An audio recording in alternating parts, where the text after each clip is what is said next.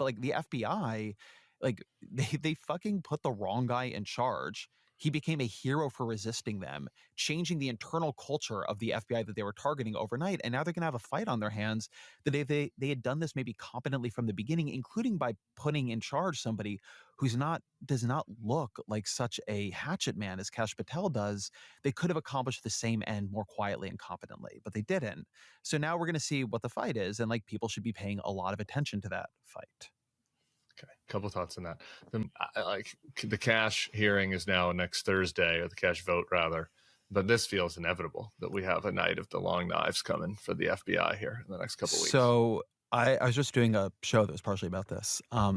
Have you guys talked about the weird story of Driscoll yet? The Drizz? I mean, a little bit on the surface, but I'm confused. This guy was by not. It, to be honest. So Chris Wray, former Trump appointee running the FBI, resigns, even though his term was not up, because Trump is going to fire him. So they need an acting director of the FBI. They appear to make a mistake on the website because they're a bunch of fools. And they put the wrong guy's name, this being Driscoll.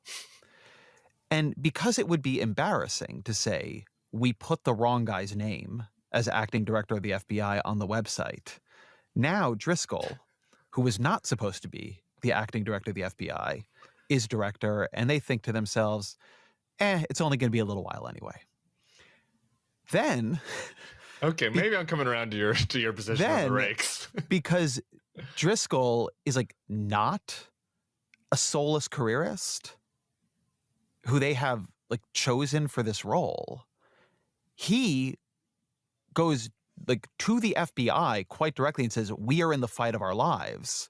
We are not going to let them destroy this agency. I'm paraphrasing the emails he sent out. And we have talked about those emails. Yeah. And now it becomes like a sort of meme inside the FBI, and he's got, sort of like, he looks like he just walked out of a saloon. He's like an amazing looking guy.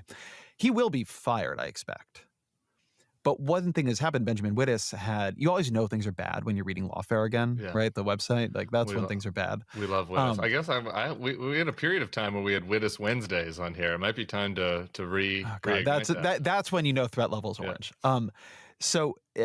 He had a good piece about what's going on at the FBI. So they wanted to do this thing where they would have all the FBI agents self-report if they touched the January 6th investigation, so they could do an effective purge. Yep. And there appears to be now mass insubordination to that. Like none of them, not none of them, but huge swaths of the FBI are refusing to fill out the forms, so they actually don't have that. There's also now a lawsuit about this, gathering of information.